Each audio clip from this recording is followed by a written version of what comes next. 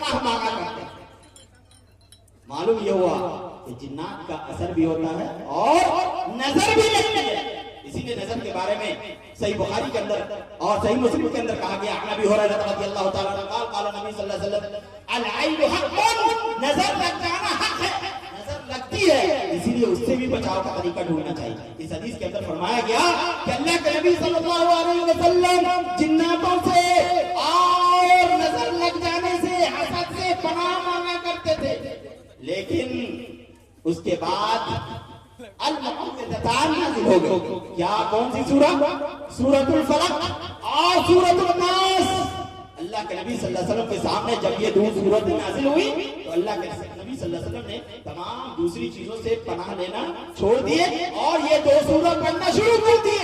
मालूम ये हुआ कि अगर किसी इंसान को जिन्नात का असर हो जाए तो कहीं पर किसी को तलाशने की जरूरत नहीं है।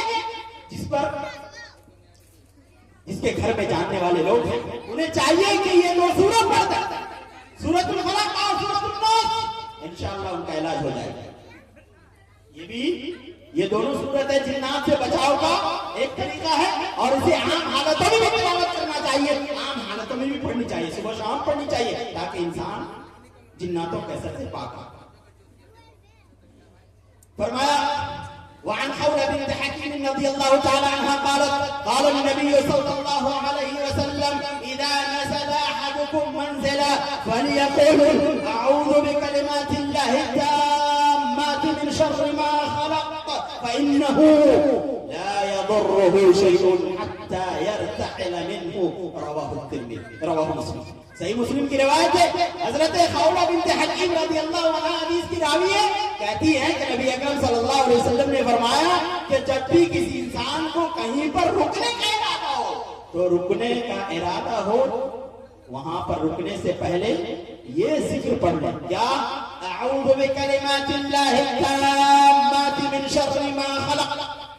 अगर कोई इंसान को जब भी कहीं पर रुकने की जरूरत पड़ती है, जब भी किसी के घर में रुकने की जरूरत पड़ती है, सफर में है, किसी रास्ते में कुछ देर के लिए रुकने की जरूरत पड़ जाती है, कहीं अंधेरा हो गया, कहीं पर गाड़ी खड़ी करके कुछ देर आराम करने का या किसी कॉल पे बात करने का, जब भी कोई चीज का जरूरत रुकने का पड़ जाए उसे चाहिए कि ये जिक्र पढ़ ले। और जो इंसान ये जिक्र पढ़ लेता है, अल्लाह के नबी सल्लल्लाहु अलैहि वसल्लम फरमाते हैं फइन्नहु ला यदुर्रुहु शैउन हत्ता यर्तहिल मिन, जब तक वो इंसान वहां से कुछ नहीं कर जाता तब तक उसे कोई चीज नुकसान नहीं पहुंचा सकता।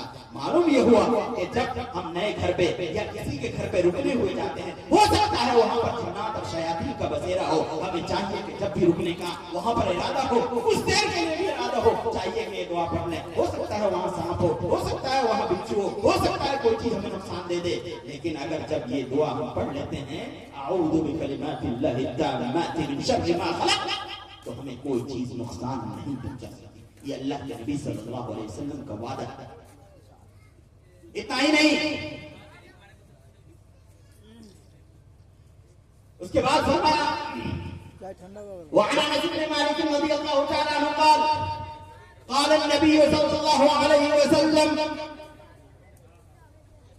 इज़ा खरजा मिन बैतिही फलयकुल बिस्मिल्लाह तवक्कलतु अलल्लाह वला हौला वला कुव्वता इल्ला बिल्लाह युक़ाल लहू हुदीत व कुफीत व वक़ीत व तनअ्अ अन्हु अश-शैतान रवाहु तिर्मिज़ी। सुनन तिर्मिज़ी की रिवायत है, हजरत अनस रज़ियल्लाहु ताला अन्हु कहते हैं कि नबी अकरम सल्लल्लाहु अलैहि वसल्लम ने फरमाया कि जब भी किसी को अपने घर छोड़ने का इरादा हो, यानी घर से निकलकर कहीं सफर करने का इरादा हो, कहीं जाने का इरादा हो, तो उसे चाहिए कि ये दुआ पढ़ ले, क्या, बिस्मिल्लाह तवक्कलतु अलल्लाह वला हौला वला कुव्वता इल्ला बिल्लाह। जब कोई इंसान ये दुआ पढ़ के अपने घर से निकलता है तो उसे कहा जाता है, क्या कहा जाता है, हुदीत, आपको हिदायत मिल गई अल्लाह की तबारक व तआला की तरफ से, आप रास्ते में भटकेंगे नहीं।